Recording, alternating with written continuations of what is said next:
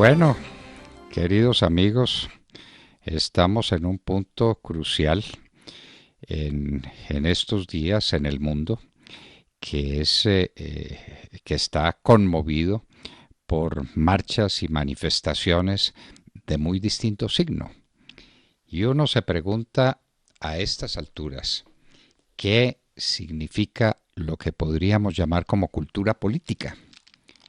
La cultura política debe entenderse como la participación real y efectiva de la gente en la política. Es decir, que haya opiniones sobre lo que está pasando, que haya sentido crítico, que haya una posición racional frente a los temas de la política, que se resuelven finalmente en un proceso que es el proceso electoral. Las cosas no se pueden estar ventilando todos los días en marchas, en griterías, sino que para eso los ciudadanos van a las urnas, eligen unos representantes que tienen el encargo dentro en un marco institucional y en cierta medida de tiempo de trasladar las inquietudes de la gente a proyectos de ley, a debates de naturaleza política, a lo que sea necesario. Cultura política. ¿Qué grado de cultura política tenemos? ¿En qué medida los colombianos son conscientes de la situación política? ¿Cuántas veces no oímos decir es que a mí no me interesa la política? Yo no quiero saber nada de eso. Pero resulta que, como decía el gran Álvaro Gómez Hurtado, uno hace política o le hacen la política. Esas personas que dicen no me interesa la política no entienden que de la política depende su vida.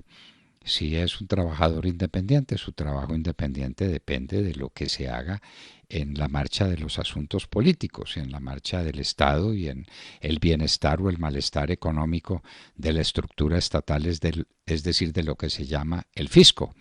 No se puede adoptar esa posición. Cultura política se da cuando la gente participa, cuando la gente está interesada, cuando la gente tiene un punto de vista sobre los grandes asuntos del Estado, que suelen ser en mucha frecuencia movidos por circunstancias y por razones económicas. Es la economía estúpido. Y no es que la economía marque todo el panorama de la vida como quisieran los marxistas, pero sí es un elemento fundamental de la vida de los estados, de la vida de la gente, la cuestión económica. Por ejemplo, aquí estamos en una situación muy especial.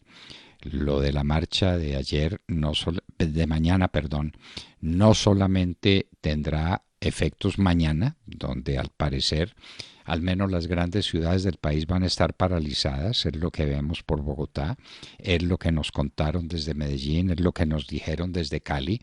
Las ciudades van a estar paralizadas y eso tiene un costo, eso tiene un costo económico. ¿Alguien se ha preguntado por ese costo económico? ¿Alguien se ha preguntado por el costo que está pagando Chile por esos retosos democráticos que al fin nadie sabe por qué son? Chile, el pueblo más desarrollado de América Latina, el más alto Producto Interno Bruto per cápita, una situación muy sólida, muy confortante en medio de pobreza. Pobreza hay en todas partes y en los países de América Latina más que en muchas partes del mundo, pero en Chile es donde menos pobreza hay, donde menos miseria hay. El crecimiento económico de Chile es inmenso. Y sin embargo Chile está en las calles y en Chile sigue la violencia y eso tiene un costo enorme que los chilenos están pagando. Solamente recuperar o reparar los daños causados por la revuelta se calcula que pueden valer 3.500 millones de dólares. Esa es una cifra gigantesca. Pero ¿cuánto ha dejado de producir la economía chilena en este tiempo? ¿Cuál ha sido el costo para la industria, para el comercio, para la agricultura inclusive? Ya vienen los indicadores diciendo que están cayendo al compás de estas marchas. ¿Qué va a pasar con la marcha en Colombia? ¿Y eso es resultado de qué? ¿De una buena cultura política o de una anticultura política? Hay anticultura política cuando la gente es movida por el gesto, cuando los ciudadanos dejan de de tener individualidad, criterio propio, espíritu de crítica, conocimiento de la situación y se convierten en masa. El hombre masa, que es una figura del siglo XX denunciada por don José Ortega y Gasset en uno de los libros más leídos en el siglo XX, La rebelión de las masas, o por el gesto del que hablaba Gregorio Marañón, otro gran intelectual español. Y entonces la gente pierde su individualidad y ahí va. ¿Para dónde va Vicente? ¿Para dónde va la gente? Y la gente no se mueve, sino que la gente es movida. ¿Por quién? ¿Por cuáles intereses? ¿Qué es lo que se pretende? Ahí es donde empieza a funcionar la cultura política. ¿Cuál es la cultura política nuestra?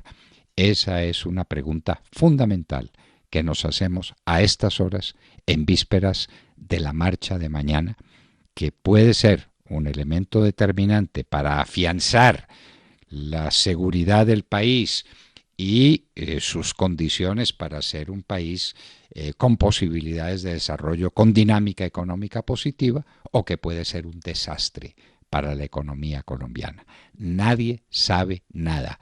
Todo es una incógnita, porque quienes están actuando en su gran mayoría, a quienes Lenin llamaban los idiotas útiles, no saben por qué están marchando, por qué están protestando, por qué están gritando y qué consecuencias va a tener sus gritos, sus marchas, sus protestas. La cultura política, un tema para discutir a fondo, porque es el tema esencial del que depende una democracia. Una democracia de gente inculta termina siendo la negación de la democracia y el camino pavimentado hacia el autoritarismo. La cultura política que les comentábamos a ustedes y queríamos discutir con ustedes gracias a la Universidad La Gran Colombia. Son las 8 de la mañana, 40 minutos, la cultura en la hora de la verdad.